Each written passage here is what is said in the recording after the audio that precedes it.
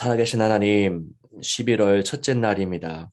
오늘의 삶, 그리고 11월 한 달의 삶을 주님께 의탁드립니다. 오직 주 앞에 신실하게 살아가는 시간이 되게 하여 주옵소서.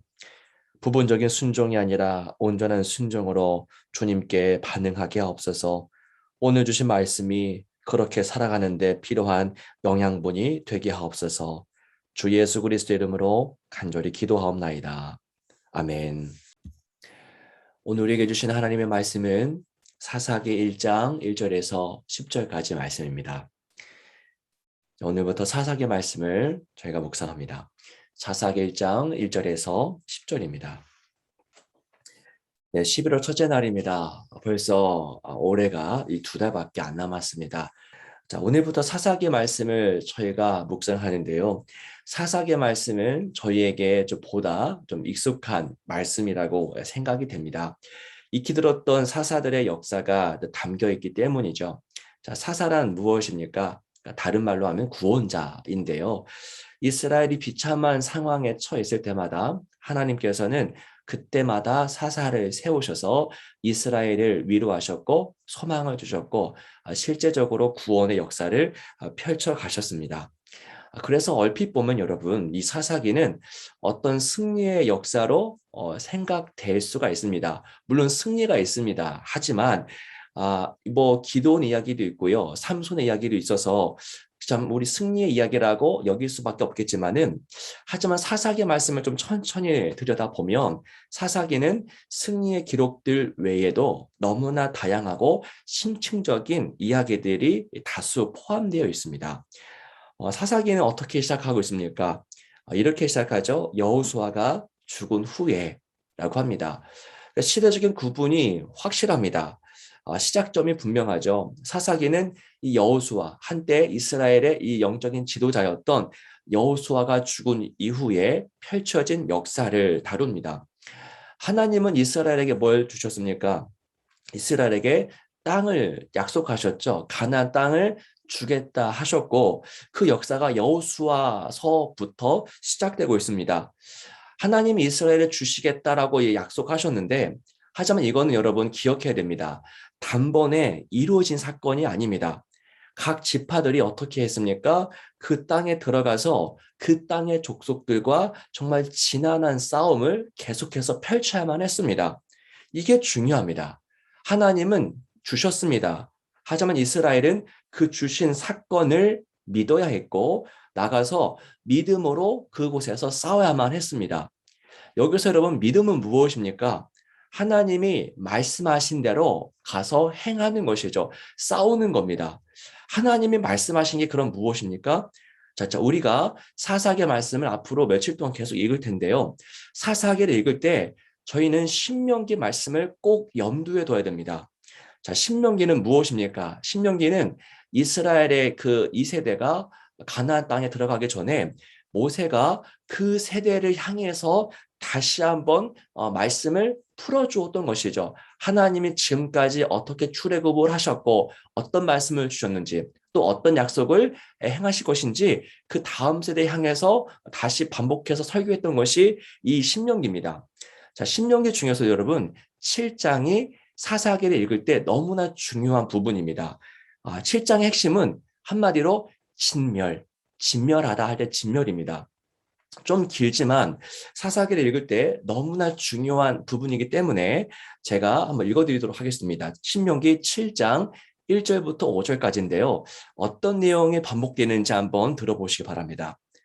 내 하나님 여호와께서 너를 인도하사 내가 가서 차지할 땅으로 들이시고 내 앞에서 여러 민족, 헷 족속과 기르가스 족속과 아모리 족속과 가나안 족속과 브리스 족속과 히위 족속과 여보스 족속 곧 너보다 많고 힘이 센 7족속을 쫓아내실 때에 내 하나님 여호와께서 그들을 내게 넘겨 내게 치게 하시리니 그때에 너는 그들을 진멸할 것이라. 여기 나옵니다. 진멸할 것이라. 이어서 읽겠습니다. 그들과 어떤 언약도 하지 말 것이요 그들을 불쌍히 여기지도 말 것이며 또 그들과 혼인하지도 말지니 내 딸을 그들의 아들에게 주지 말 것이요 그들의 딸도 내 며느리로 삼지 말 것은 그가 내 아들을 유혹하여 그가 여호와를 떠나고 다른 신들을 섬기게 하므로 여호와께서 너희에게 진노하사 갑자기 너희를 멸하실 것임이니라. 오직 너희가 그들에게 행할 것은 이러하니 그들의 제단을 헐며 주상을 깨뜨리며 아세라 목상을 찍으며 조각한 우상들을 불사를 것이니라. 아멘. 이 7장의 내용, 신명기 7장의 핵심은 진멸입니다. 그게 하나님의 말씀인 거예요. 타협은 없습니다. 조정도 없어요. 말씀대로 하는 것이 하나님의 뜻입니다. 자, 진멸하다라고 하는 히브리 단어가요. 헤렘인데요. 그래서 성서학자들은 이 7장, 신명기 7장에 나오는 이 개념을 헤렘법이라고 칭합니다.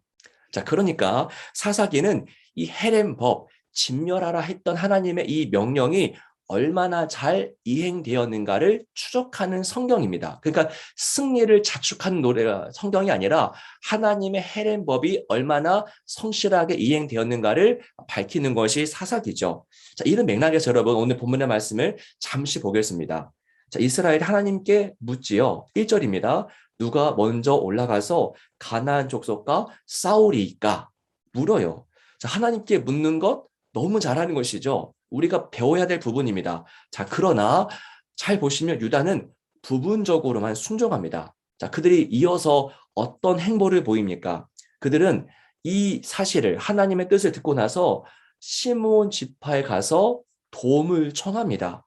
자, 유다 스스로 올라가지 않아요. 하나님은 유다에게 그 땅을 주리라 하셨는데, 근데 이 유다는 그 하나님 말씀 의지하지 못하고요, 인간의 도움을 청하고 있다라는 겁니다. 첫 시작부터 삐그덕거리죠. 누가 먼저 올라갑니까? 묻지만 순종하지만 온전한 순종이 아니었던 겁니다. 자, 벌써부터 이 이스라엘은요, 타협하기 시작했고 하나님보다 상황을 더 보고 결정하기 시작했습니다. 여러분, 이제 앞으로 펼쳐질 이 사사기 내용 속에서 하나님의 명령, 이 헤렘법이 얼마나 이행되었는지 확인할 수 있을 텐데요. 결과는 그렇게 밝지 못합니다. 자, 결론을 맺습니다. 자, 오늘 이 말씀 속에서 이 말씀을 묵상하면서 우리는 무엇을 깨닫게 됩니까?